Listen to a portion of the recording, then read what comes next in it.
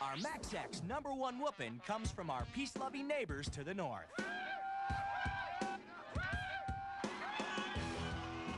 Yep, this one comes from Canada.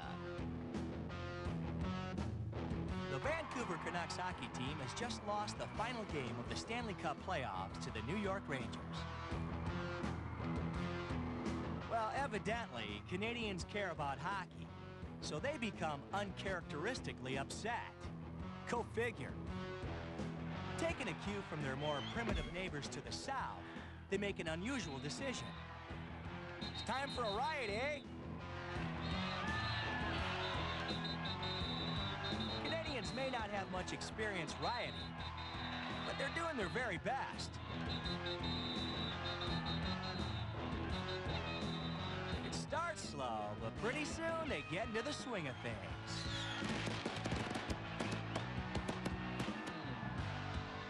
A guy does a tightrope walk on an electrical power line.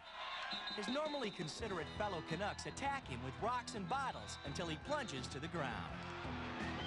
The normally placid, passive, polite, and peaceful Canadians block the ambulance so they can't get to him.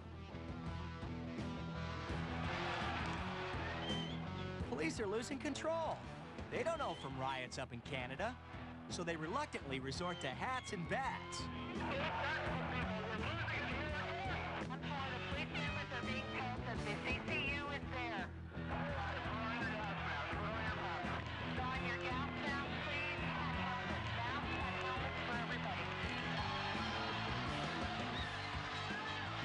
The riot police show up and try out a few tentative whacks to, see what happens.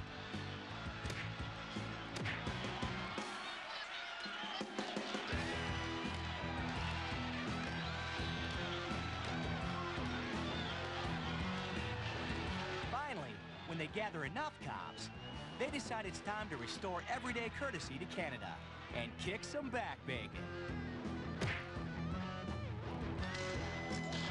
They fire tear gas into the crowd as a subtle reminder to behave.